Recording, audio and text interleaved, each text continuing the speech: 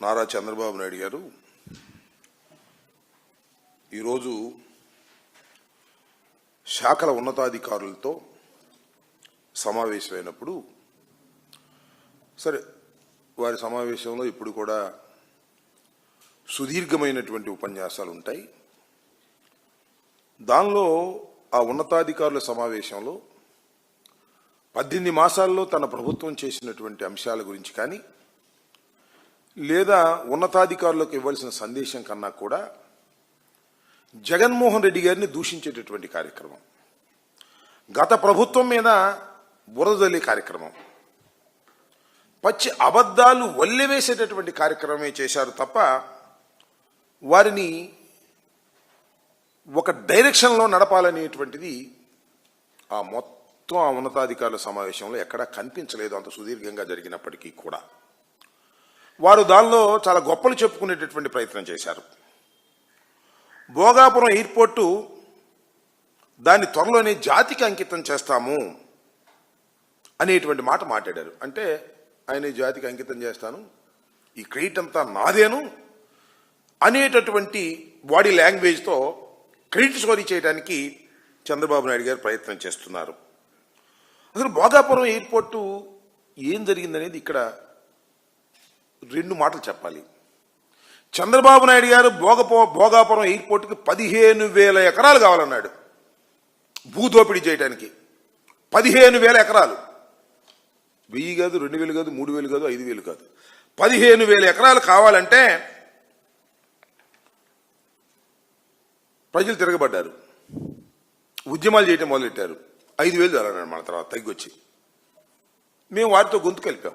YSR Congress party అప్పుడు అవసరం లేదంతా అని చెప్పి మళ్ళా వైఎస్ఆర్ కాంగ్రెస్ పార్టీ అధికారంలోకి వచ్చిన తర్వాత దాన్ని కుదించి దాన్ని తక్కువ భూమితో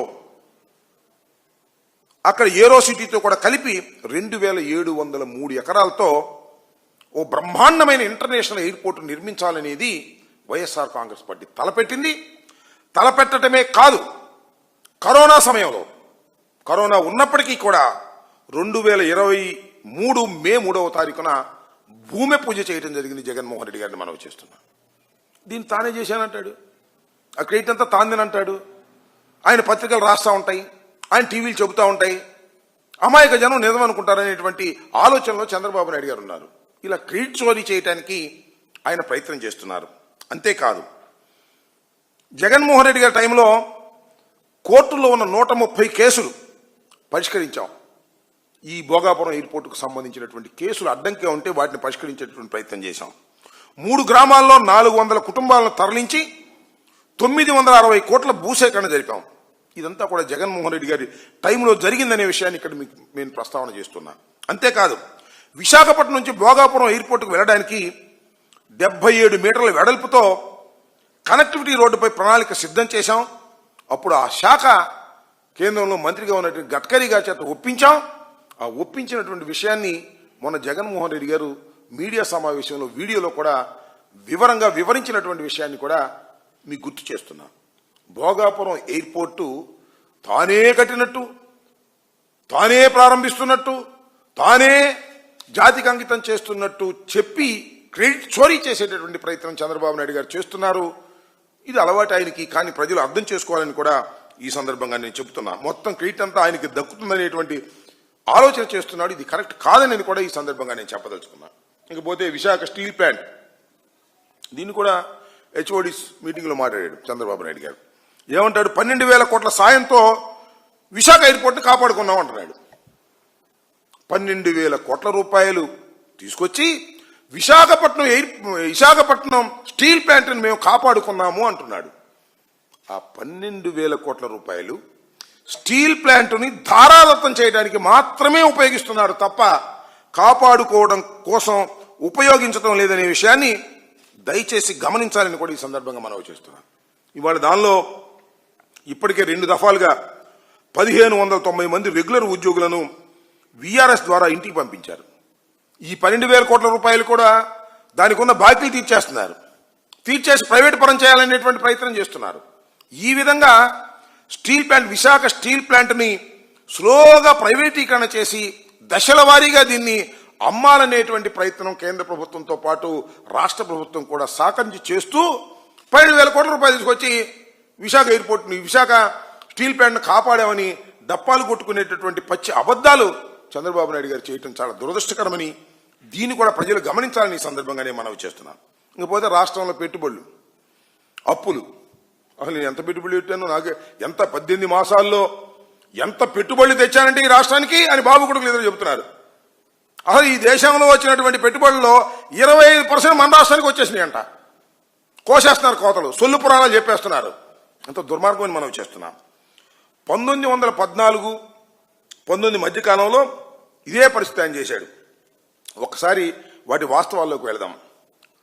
2014-19 చంద్రబాబు నాయుడు గారి ప్రభుత్వం అధికారంలో ఉంది. ఇది సమాచార హక్కు ద్వారా తెప్పించుకుని తప్ప నేను చెప్పేటటువంటి సొల్లు పురాణం కాదు. చంద్రబాబు చెప్తున్న సొల్లు పురాణం లాంటిది కాదని మనం చేస్తున్నా. 2014-19 మధ్యకాలంలో రాష్ట్రంలో అతి భారీ పరిశ్రమలకు సంబంధించి పెట్టుబడులు 50,708 కోట్ల రూపాయలు వచ్చాయి.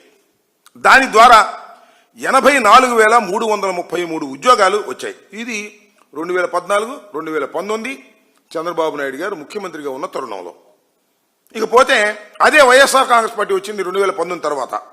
2019-2024 మధ్య 2 ఏళ్లు కోవిడ్ ఉన్నప్పటికీ కూడా, అప్పుడు 2 ఏళ్లు కోవిడ్ ఉంది.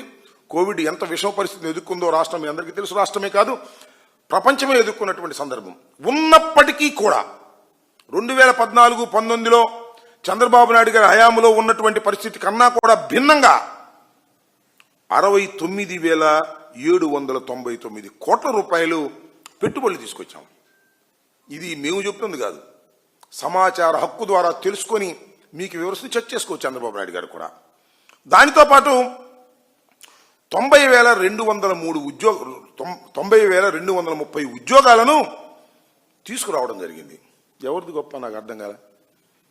కోవిడ్ ఉన్నప్పటికీ కూడా 2014 కన్నా 2019కి మధ్య కన్నా 2019 మధ్యకాలంలో మేము తీసుకొచ్చినటువంటి పరిస్థితులు మీకు వివరిస్తున్నాం. ఇంత గొప్పగా 2024-2019 మధ్యకాలంలో వైఎస్ఆర్ కాంగ్రెస్ పార్టీ తీసుకొస్తే ఇవాళ మళ్ళీ డప్పాలు కొట్టుకునే కార్యక్రమం. కాకపోతే వాళ్ళకి ఎల్లో మీడియా ఉంది, టీవీలు ఎక్కువ ఉన్నాయి, మీడియా పేపర్లు ఎక్కువ ఉన్నాయి, ఫ్రంట్ పేజీలో రాసేసి అద్భుతాలు అమోఘాలు అనేటువంటి మాట మాట్లాడుతూ ఉన్నారు. అంతేకాదు ఎంఎస్ఎంఈలు వీటిల్లో కూడా సోషో ఎకనామిక్ సర్వే ప్రకారం, నేను చెప్తున్నది మేము చెప్తున్న వాళ్ళు చెప్తున్నట్టుగా సొల్లు పురాణం కాదు, సోషో ఎకనామిక్ సర్వే ద్వారా 2019-24 మధ్య మా ప్రభుత్వ హయాంలో 5 ఏళ్లలో ఎంఎస్ఎంఈ సెక్టార్లో 32,79,770 ఉద్యోగాలు తీసుకొచ్చాం. అదే సోషల్ ఎకనామిక్ దాకా అదే చంద్రబాబు నాయుడు గారి హయాంలో చూస్తే 9,50,000 ఉద్యోగాలు మాత్రమే చంద్రబాబు నాయుడు గారు తీసుకు 9.5 లక్షల ఉద్యోగాలు చంద్రబాబు నాయుడు గారి హయాంలో వచ్చింది. ఇది సొల్లు పురాణం కాదు. చంద్రబాబు నాయుడు గారు చెప్తున్నట్టుగా సొల్లు పురాణం లెక్కలు లేకుండా కాదు. సోషియో ఎకనామిక్స్ సర్వే ద్వారా వెలువడినటువంటి వాస్తవాలను మీ ముందు పెట్టేటటువంటి ప్రయత్నం చేస్తున్నాం. ఇవాళ రాష్ట్రంలో చంద్రబాబు నాయుడు గారు చెప్పారు, అసలు మా ప్రభుత్వం వస్తే కరెంట్ ఛార్జీలు పెరగవు, మా ప్రభుత్వం వస్తే అధికంగా భారాలు పెరగవు అని చెప్పినటువంటి చంద్రబాబు నాయుడు గారు ఇవాళ బాధుడే బాధుడు 18 నెలల్లో కరెంటు ఛార్జీల రూపంలో 20,135 కోట్ల రూపాయలు ఇవాళ ప్రజల మీద భారం వేసే పరిస్థితి చేస్తున్నారు. రిజిస్ట్రేషన్ ఛార్జీలు 50% పెంచేటువంటి ప్రయత్నం చేస్తున్నారు. రాష్ట్రంలో త్రాగునీటి మీద ఛార్జీలు వేసి దోచుకునేటువంటి కార్యక్రమం చేస్తున్నారు.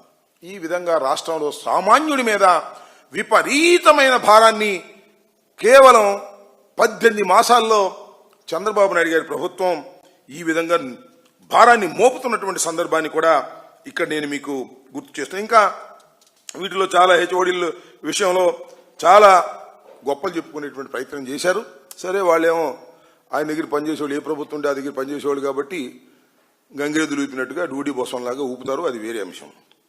అంతేకాదు, ఎన్నికల హామీలను పరిపూర్ణంగా ఎక్కడా కూడా తీర్చలేదు. నెంబర్ 1.